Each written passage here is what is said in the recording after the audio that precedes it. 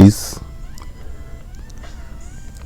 Let's continue on discussing the relationship with religion and science has to be turned to man, as it pertains to man. These higher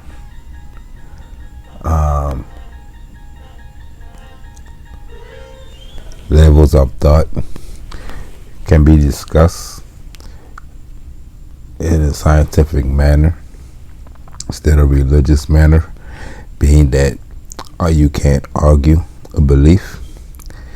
You can discuss it, but you can't argue it. It's like you can argue if 1 + 1 is 2, but you can't argue if the elephant that I'm thinking about in my head is pink or not, because you can't change that. So when we have discussions, I see religious discussions we turn into debates, because one of the person are both trying to argue beliefs. So you're going to have discussions about these lessons with yourself or with others. Just remember, keep an open mind. Masterminds is free thinkers and open-minded people. So it's going to be long, so I'm going to limit my commentary so you may discuss it on your own. And let's begin. This teaching is essentially a revelation of the risen Christ. Oh yeah, this is called Your Life is Christ, a lecture by Neville Goddard in 1963. And the whole premise is to show you how your life is Christ. Your conscious mind is the Christ. The subconscious would be the Father. So, still talking about you. So I'm gonna let him. We're gonna give you examples, biblical examples. We're gonna give you real life examples. So I wouldn't really have to do too much explaining anyway. So we get through this quick. I am not speaking of the life of any man between his physical birth and death, but of the Christ who has risen in me and who rises in all. I have no mental image of a being outside of my life or yours. Paul tells us, you have died. Your life is hid with Christ in God. When Christ, who is our life, appears, you will appear with him in glory. Colossians 3:3-4. Here we see Paul equating your life with Christ. You are alive now, so what does Paul mean when he claims you have died? All of Paul's letters equate death with a sleep so profound that past is forgotten. It is from the sleep of death he urges you to rouse yourself from saying, awake, O sleeper, and rise from the dead. The one and only Christ is your life.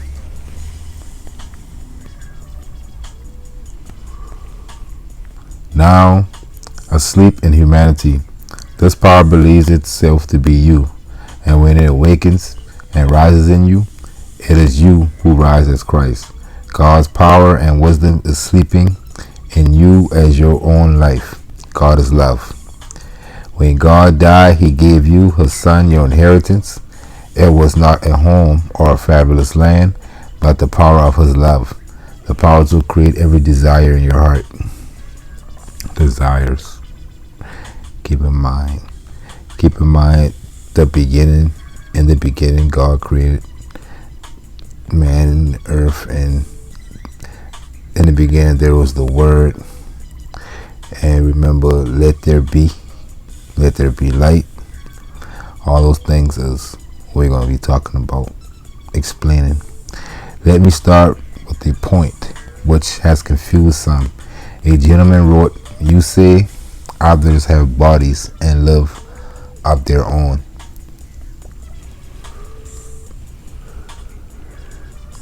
But their reality is rooted in you as your reality is rooted in God.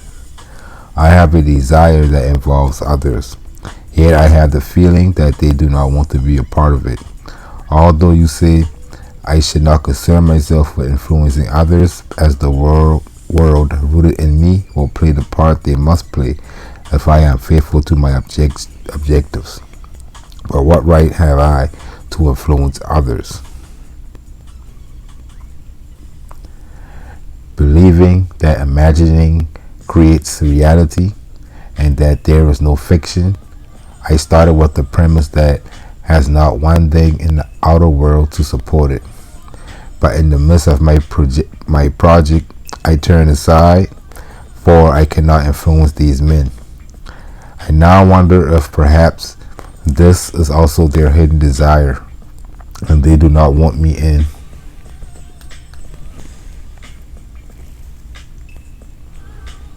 And that's why you see the people, if you see like you give somebody good advice and they don't take it,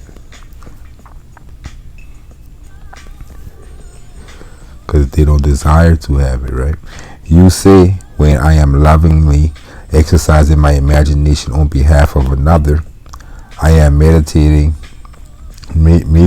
God to that other.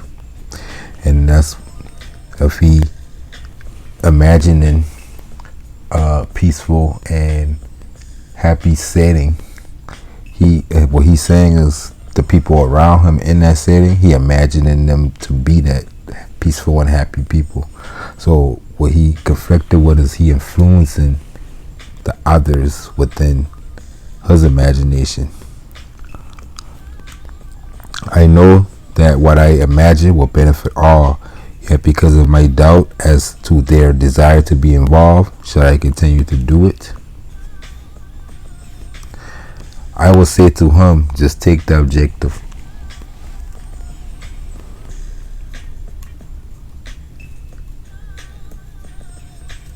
Perhaps because of their talents, you have singled them out as partners.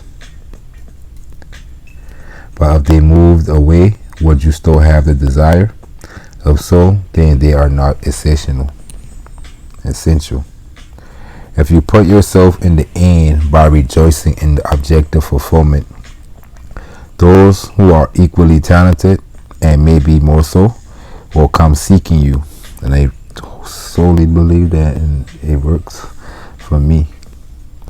People will come to your life as the people you want. But I just think that you just pay more attention, like we talked about in the last video, to those people that you want around. Equally talented or even more so. For a student like me, student to many things, I like the people who more so, because the learning experience for me is great. For remaining, in the end, you will draw the necessary individuals to play the part they must play to aid the birth of what you are doing. And there's another saying that goes on with that. You the star of your own show. You the star on the stage. The most closest person to you can only be a co-star. You always got to be the star of your own stage.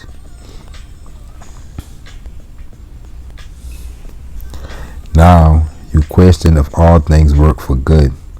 The 8th chapter of Romans tells us that it does. The truth is dramatized for us in the 50th chapter in the book of Genesis. It is the story of Joseph, one of the 12 sons of Jacob. Joseph had the capacity to dream vividly. His visions were true and he could interpret them. His brothers, becoming envious, plotted to kill him, but Judah interceded, urging them to sell him instead. Joseph was sold a slave, And when no one could interpret Pharaoh's dream, Joseph was brought before him. He interpreted the dream so accurately, Pharaoh made him equal to himself, and whatever Joseph said was instantly executed. He foretold of the famine that was to come, and when his brothers came to seeking food, Joseph, now sitting on the throne, recognized them and said, "Fear not, you meant evil against me, but God meant it for good." So you see, even though they sent him into the slavery, all that work on his favor, because now he on the throne. So if they never had did that, that wouldn't have, wouldn't have been his luck. So everything works for good when there is time to reflect upon the act. I could go back to my own small family. There came a moment in our life when it seemed as though the world had come to its end.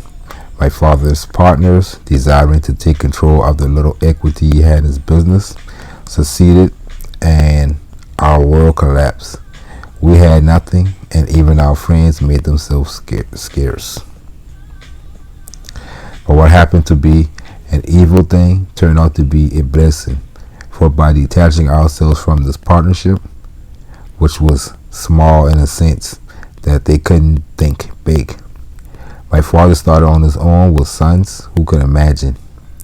The family had now turned our business into a large enterprise of many kind of businesses with no outside partnership. Dwarfing anything we thought possible 40 years ago when it happened, it was taking time and reflection. But now we can see that although my father's partners intended evil against him, God meant it for good.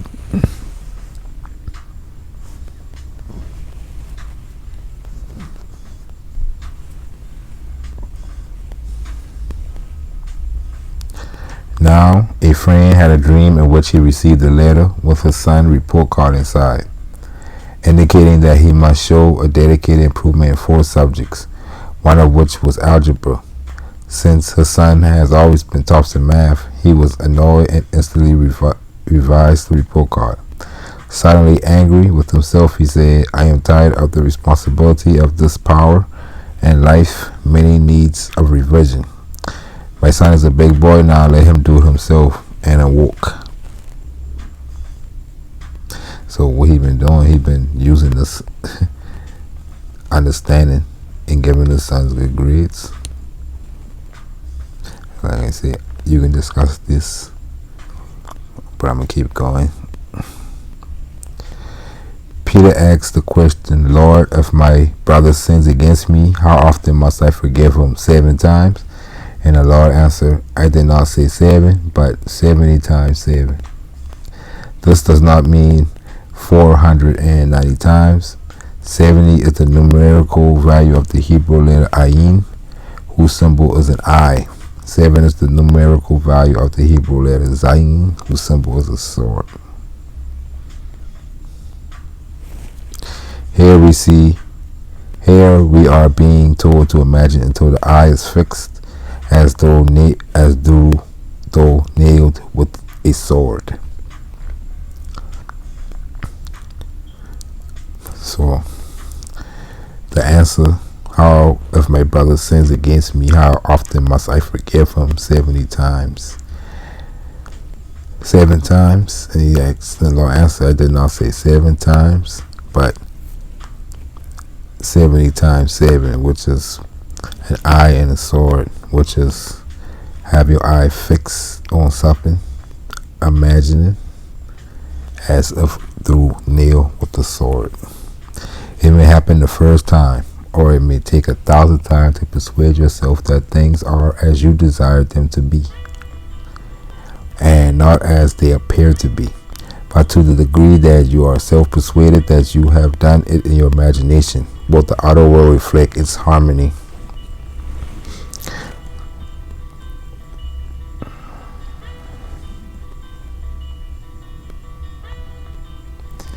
The concept of mind over matter. William James, a professor of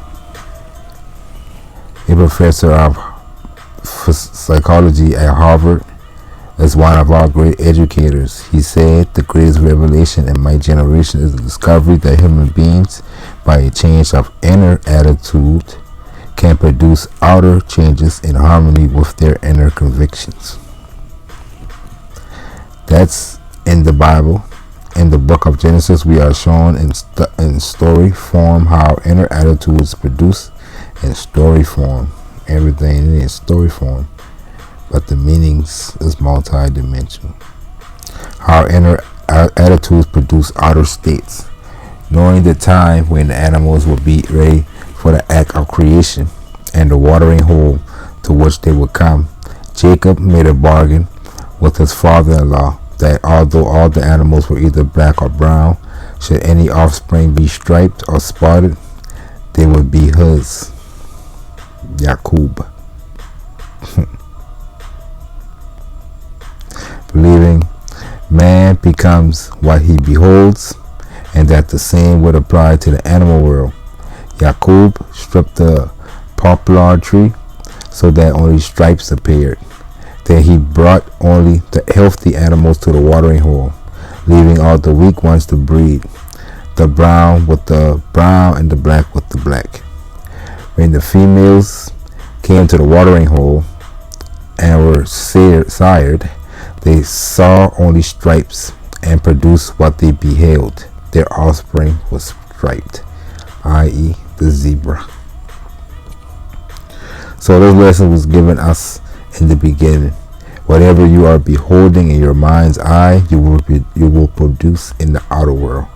It is just as simple as that. I hope you are beholding your fulfilled desire in your mind's eye, for scripture tells us, whatever you desire, believe you have received it and you will.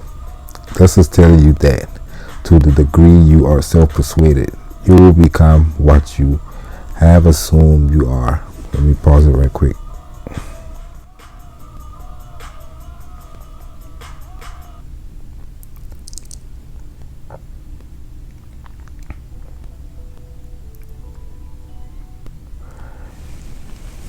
In the case of my friend, his dream was telling him to continue to revise and not to be afraid of the responsibility of his tremendous power to imagine. For life itself is nothing more than an activity of imagination. When I speak of Christ being your life, I am saying he is your imagination. For life is an activity of imagination. And you know, once you get the spark of a child, a baby, an infant, fetus, really, that's what the imagination being driven. Okay, that's a question that I hear a lot. How does a small seed become a redwood tree tall as the sky? Where the material come from? And the only question, the only answer we can use is the quantum physics, the coming from one unseen frequency or spectrum. Because you know we got the spectrum of light that they teach us in school, different spectrum of frequencies, sounds, and colors, which is vision. And they say something you can't see, but it exists, right? Say monsters and all type of shit exists around us, but we can't see it. And I believe like we manifest from a certain octave to a one we can see.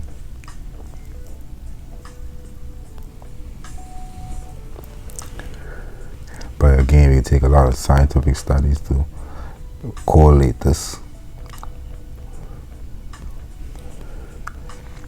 So we say, ask yourself what you are imagining right now, and you will discover what Christ has created. For by him all things are created, and without him is not a thing created that is created.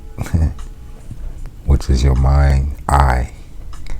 Everything now formed and called a fact was once only an image in the mind of someone who persisted in that image and projected it into the screen of space.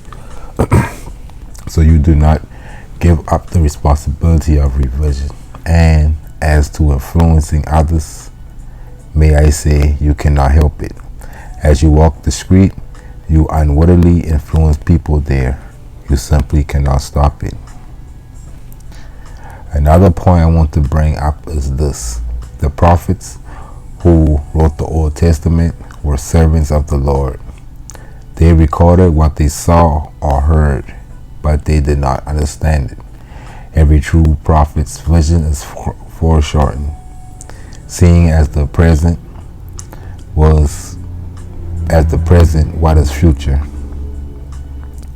The prophets prophesied of the grace that was to be yours. They searched and inquired as to what person or time was indicated by the Spirit of Christ within them when predicting the suffering of Christ and the subsequent glory. It was revealed to them that they were serving not themselves but you. And throughout this whole thing, you see he talking about you. And that's what religious groups stray away from. To try to put something outside of you that you can point a finger at for your problems and for your blessings. So, in this church, Trill Ministries, all the glory goes to you. See, it was revealed to them that they were serving not themselves but you in the things that are now being revealed. Some of you are having wonderful visions and attempting to interpret them in this world. I urge you not to, as you will go astray when you try to determine an individual's departure. For no one knows the hour, day, or season. Only the Father knows, and it remains a secret. It does not make any difference how perfect the vision. It was foreshortened. You saw it as taking place now. It may happen today or tomorrow, but you cannot foresee it.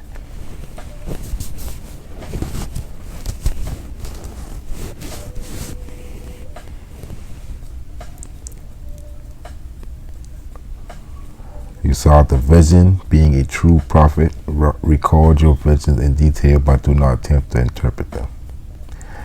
That brings me to another point which puzzled my friend. When I speak of God or Lord or Jesus or Christ, I am speaking of the human imagination. When asked to name the greatest of all communication, all commandments, he did not name one of the 10, but Israel's confessions of faith, saying, "Hear, O Israel, the Lord our God, the Lord is one." The word Lord is Yahweh, pronounced Yahweh, meaning I am.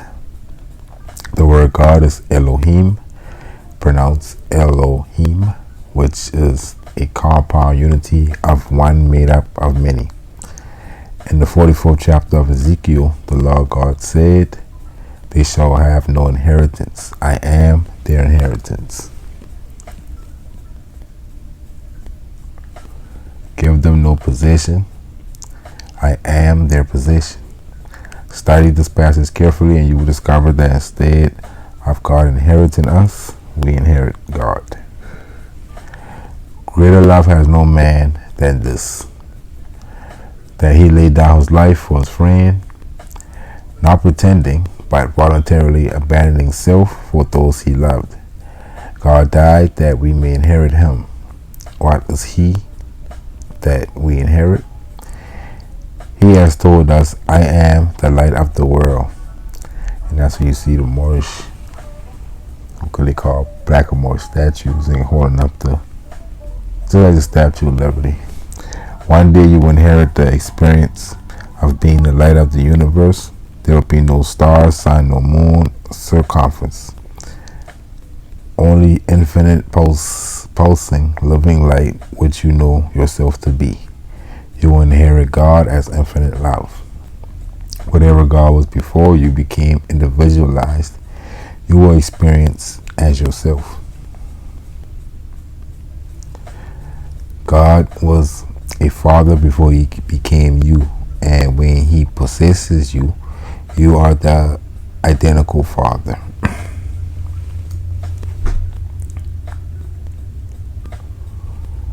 The second psalm revealed the son that was hers before he became you. But no one knows what that son is except the Father. And no one knows who the Father is except the Son, and anyone to whom the Son chooses to reveal him. One day that Son will choose to reveal you, and you will see. Not a David, but the David of biblical fame. And there will be no uncertainty as to the relationship between you and God's Son David. When he calls you Father, you will know that you are God. When you inherit God, you inherit his infinite past. Now you see, that's the infinite past. Ain't no past, and technically, if it's infinite, ain't no beginning.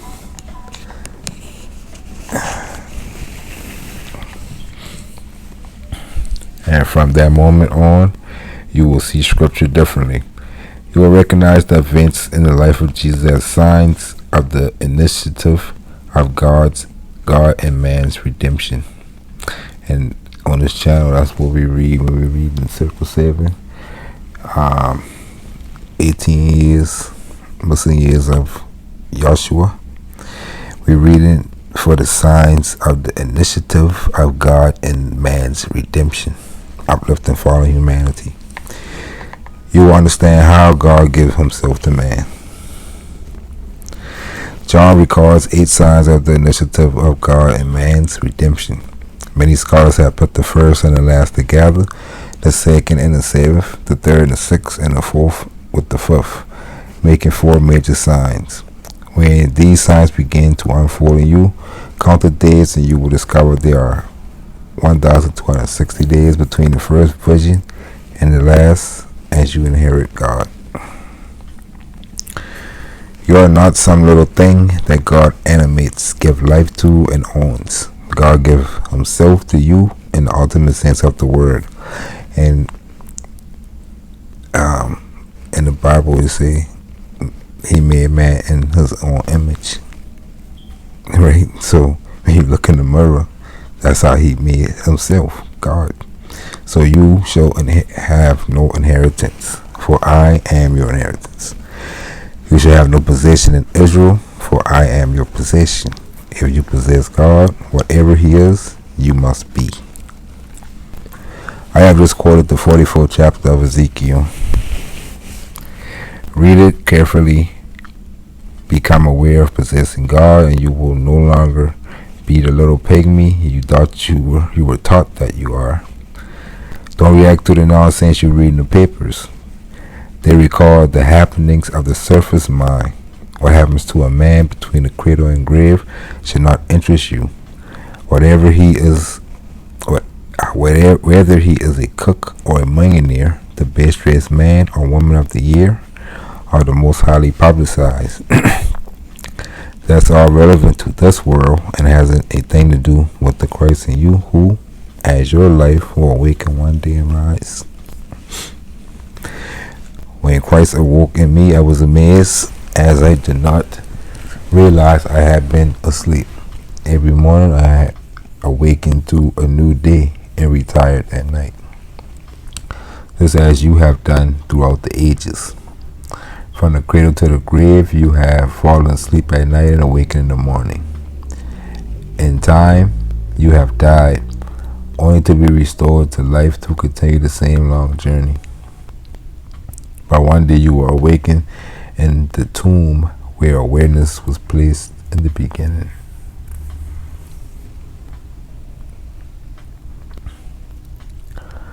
To your amazement, you won't even remember falling asleep, and never for 1 second thought your skull was the tomb where they placed Jesus Christ. But upon waking, your inheritance will unfold, as everything said of Jesus Christ will be experienced by you in a first person, singular, present tense experience. You will discover you are the central actor in the divine drama of the saint and the saint. For no one can ascend but he who descended. Only Christ descended, so when you ascend, you must be Christ. This is the hope that makes it wisdom to endure the suffering of this long dark night of time. Dwell upon that hope, which is the grace that is coming to you at the unveiling of Christ in you, as you.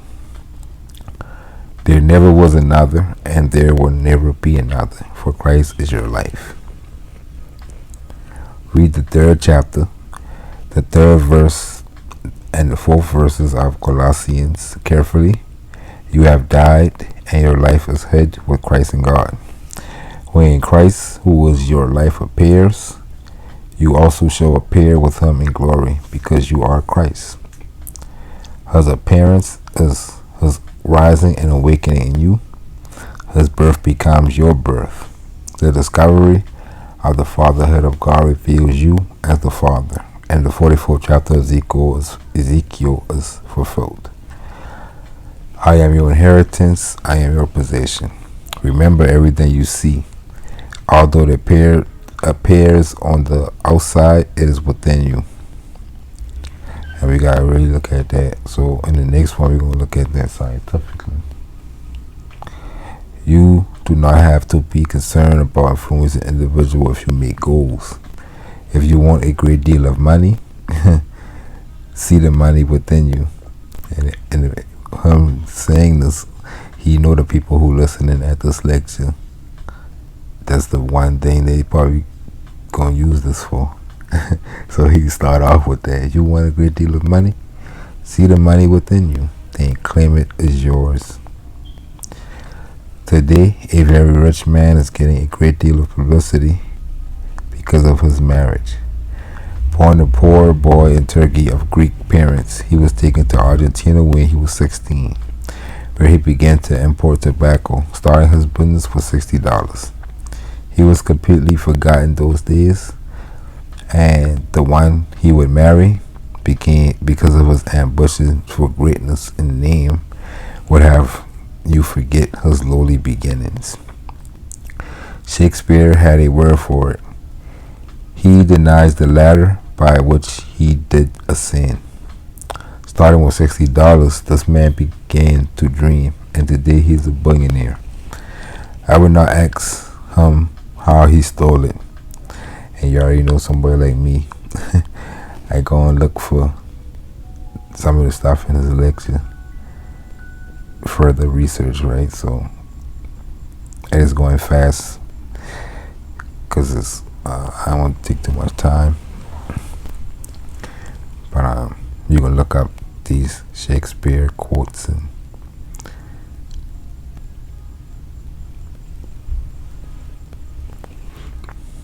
he said, so far he has gotten away. Say, I would not ask him how he stole it. So far he has gotten away with it, and it is considered his. But anyone with $1 billion must have stolen it. It doesn't matter, however, as all things work for good in the end. It should not matter what a man does with his life between cradle and grave. The important thing is what is happening within the man. As has the life, and we had discussion about this yesterday, masterminds, and the question of fairness and equity, and an example of that is two child being born, one being born as a prince in the palace, and one being born poor in a hut. And at the end of both of their life, it's going to be determined based off how that person's life was fulfilled within themselves. The palace and the status in the hut and their status means nothing. So, has the life that animates that body been stirred? Is it beginning to rise in him? He must rise in order to inherit God, for only Christ inherit God. Christ is your life, which must rise in you. And when he does, you inherit God the Father. Whether you play the part of a cook or a king or a carpenter or a movie idol is not important, for your external state means nothing. There are men who are now playing the part of a cook, carpenter, shoe shine boy, or barber, knowing they are redeemed, waiting patiently for that moment in time where they can take off the garment of flesh and blood for the last time. But only the Father knows that moment. Let no one speculate as to when it will happen. Record your visions, but do not interpret them. We are all past masters at misinterpretation of the great mission of God to us. As for me, I have already risen. I am of the world, not in it. My dreams and experiences at night are not related to this world, so I play double life. While I am here, there is work to be done to continue to encourage everyone by telling the true story of redemption. Take this wonderful story to heart. It is a true one. Christ is your life, which is wholly supernatural. The birth is supernatural. The discovery of the Father is supernatural. The tearing of the king temple from top to bottom and the ascent into the kingdom are supernatural, as well as the descent of the dove. No physical dove descends upon your shoulder. It is a supernatural experience. But this fantastic truth has been embodied in a tale that man can understand. For, as Tennyson said, truth embodied in a tale shall enter in at lowly doors. Remember what I have said. Forget influence. Take objectives.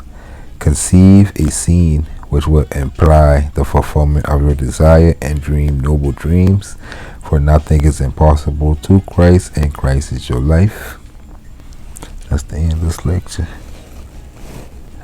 And essentially, what he's saying is our thoughts have got way more influence on the physical world than we make out.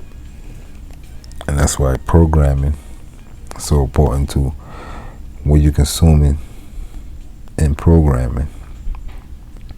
Television, social media. I know a lot of so-called rich people, and they be in groups, and within those groups they consuming business and things that pertain to money. So you see, their attention and their daily consumption, their mind, bring them to those places.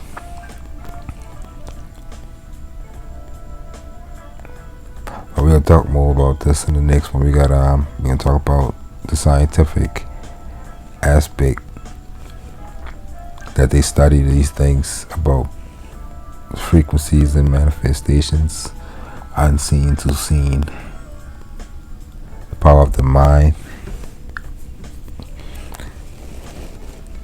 and things like that. So, peace until next time.